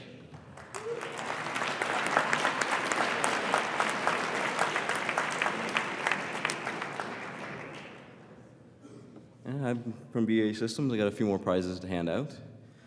These prizes are going to be based on the write-ups that these students or the teams turned in along with their code. I don't know if you're aware of this, but each team did turn in a write-up that detailed their strategies, about 1 to 3 pages long. We recognize that most of the teams chose to focus on the code that they turned in that was just on display, and we understand the value of having working code, how important that is. So we don't mean to overtake any of the main competition prizes here. But we at BAE also like ideas, and we like ideas that can be communicated well. And we feel that for the teams that took the time to write a good report and communicate their strategic ideas well, we feel that those teams should be rewarded too. So we have narrowed the field down to 4 more prizes. The first of these prizes that we'll offer is in the category of the most entertaining report. This is the one that made us laugh the most, and, well, if you're not having fun, then why you're doing this. So this is a $500 prize, and this prize goes to team number 40, the Knights Who Say Knee.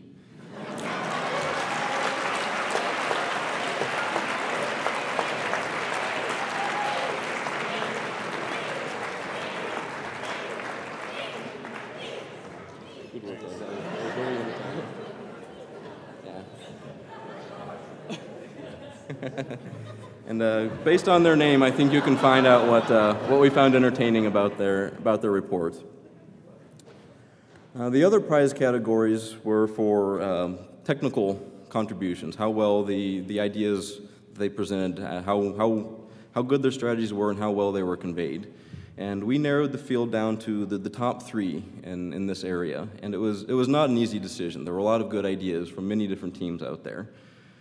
So without further ado, we'll get to the number 3 best technical paper out there. This is also a $500 prize. And that prize goes to team number 54, Mimbar.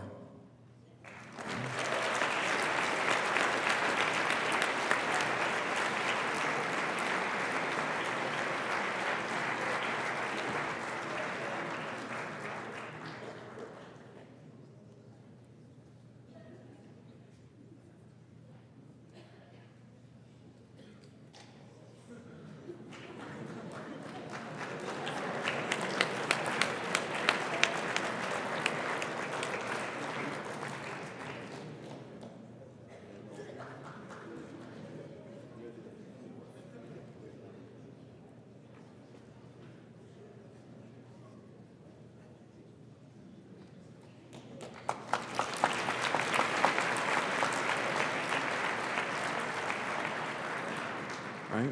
The second best write-up is a prize worth $1,000. Right, and this prize goes to team number 75, Safety Not Guaranteed.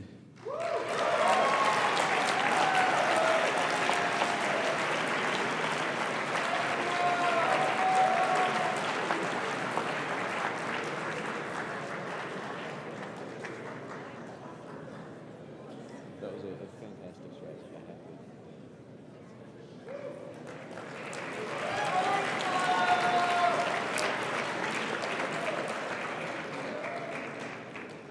And first prize for the best technical report, a prize worth $1,500, goes to team number 77, the Sicilians.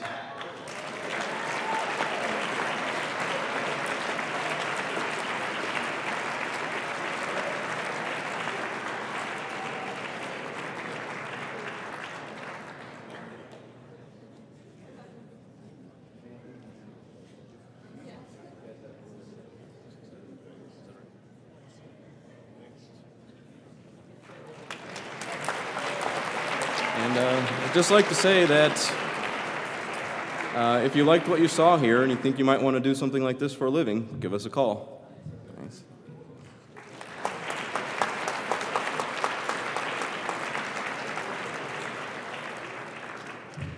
All right, next up we have a bunch of awards that the developers judged, so you're all at our mercy now. First up, best use of Archon memory. So this year, between sets of 3 games, teams are allowed to remember, to some extent, what happened in the last game. And so we tried to award teams that tried to adapt the strategy if, say, they lost the first game. I'm going to read out all the names first, and if you could, there'll be 3 teams, if you could all come up. In third place, Team 98, Domo Arigato. In second place, Team 105, Are You Not Entertained? And first place, Team 119, I Ate Jaime's Cookie.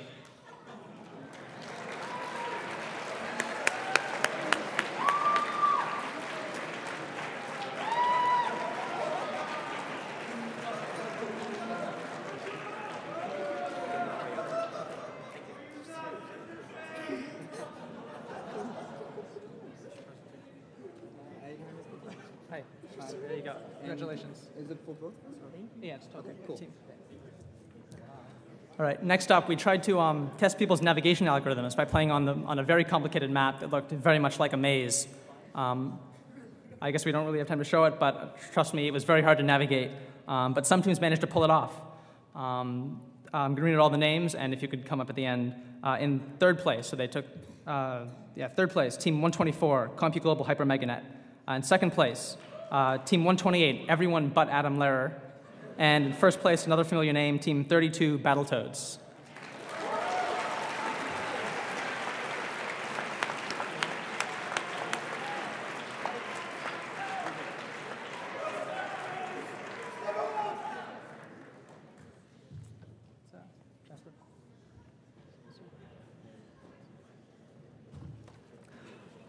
All right, next award was another challenge.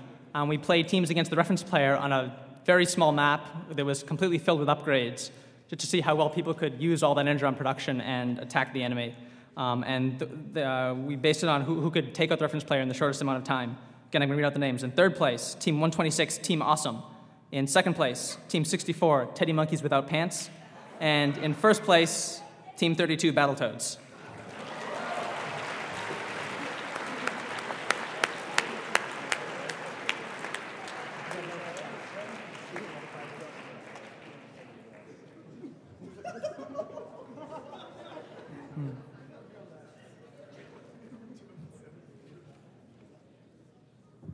All right, and we're just going to move on and start reading the next prize. Best formation. So we tried to see which teams had the best rigorous formation of units. We narrowed it down to two teams. Team 77, the Sicilians, who organized the scouts in a ring of radius 5 around themselves to protect against against EMPs. And Team 13, Blue Regard Q Kazoo, forming that starts into an arrow that was apparently inspired by the Legend of Zelda.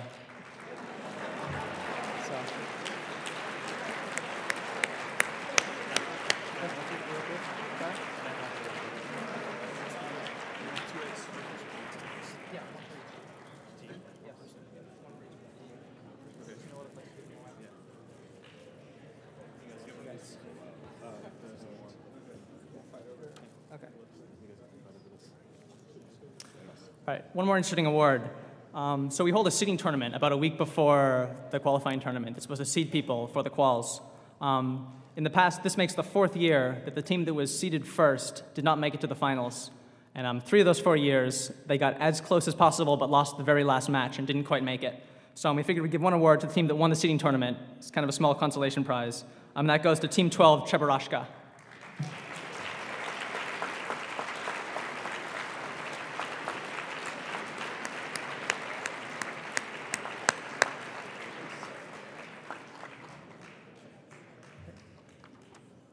Right, next up is the Creative Implementation Award. So we looked at people's code and tried to see what kind of interesting approaches they use to tackle some hard problems. We have 3 notable candidates. I'm going to read them off and what they tried to do.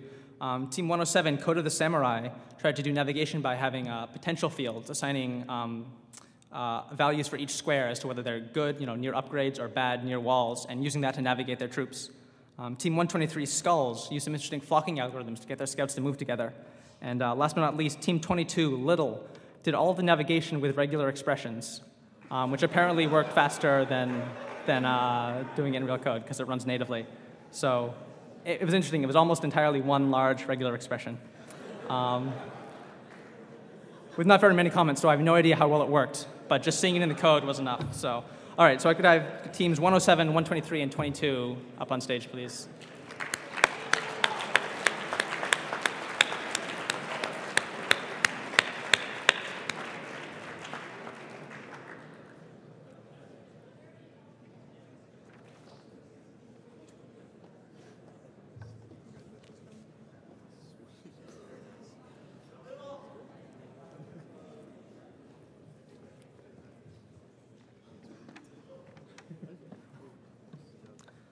Right. One more award. Award for best algorithm or data structure. So one team implemented Fibonacci heap, binary heap, and double-ended A-star to try to get the navigation algorithm working. And that was Team 121, Snakes on a Scout.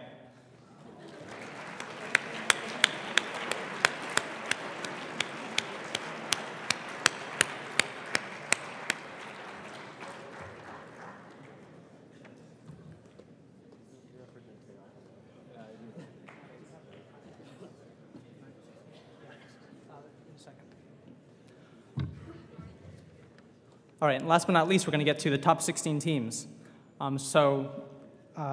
Today you only saw the top 8 teams competing, but the next 8, 9 through 16, we thought were really impressive this year. A lot of really good players. We were kind of disappointed to see that they didn't quite make it to the finals. There were just so many good teams this year. So we wanted to award the 9th through 16th teams. And we're going to try to get them up on the screen, at least show the names. Unfortunately, there are too many to have them all come on stage. But if we could have a huge round of applause for the 9th through 16 teams.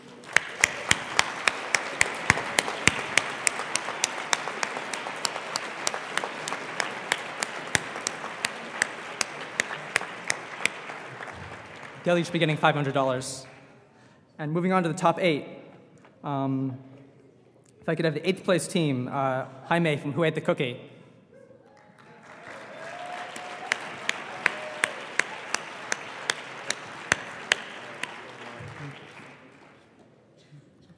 The 8th place award is $1,000.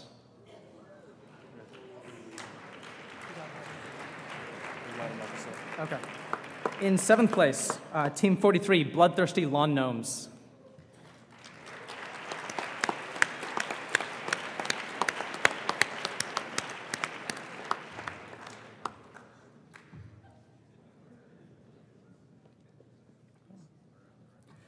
In sixth place, another $1,000 award, Team 124, CompuGlobal Hyper Meganet.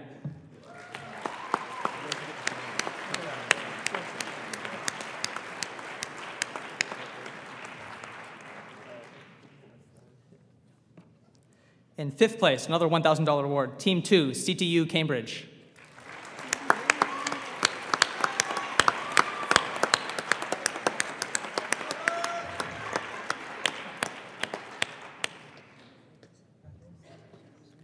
All right, moving into the top 4 now. In fourth place, for $2,000, Team 42, Leroy Jenkins.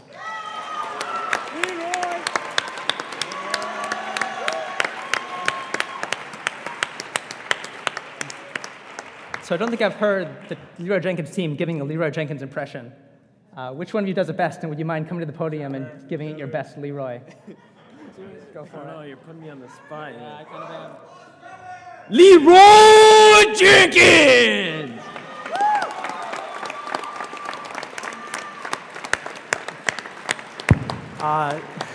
If you don't get that reference, I'd suggest going to YouTube or Google Video and searching for Leroy Jenkins. If you're into Warcraft or any kind of massive multiplayer online games, it's kind of an interesting video, to say the least. Anyway, moving on. Third place, Team 106 Trojan Noob is for $3,000.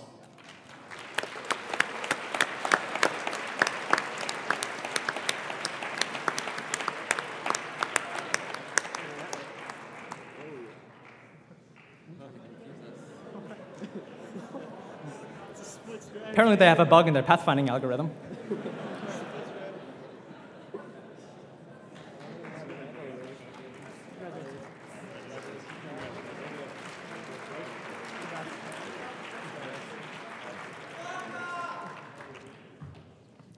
Right, down to the top 2. In second place, an award of $4,000, Team 32, BattleCodes.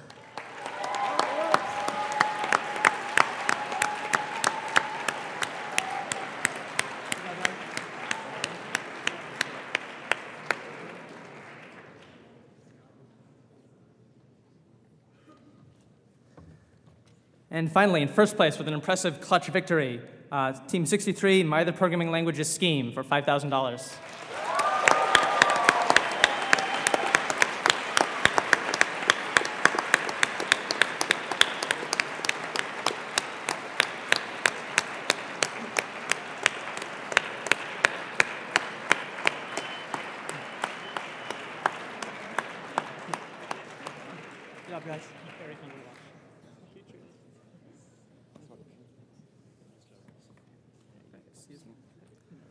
All right, that does it for the prizes. I have 2 very important announcements to make. First, if you were a finalist or received a prize, could you please come back on stage? We have other stuff to give you, lots of goodies to give away. And second, another goodie for everyone, T-shirts. They're out in the lobby. Do not stampede, please. We don't want any deaths over T-shirts this time. They're organized by shirt size, so you'll see signs for small, medium, large. Go to the tables. You'll be handed a shirt. Also, if you're a finalist, we have shirts reserved for you, so you don't need to go through the stampede. Thank you all for coming.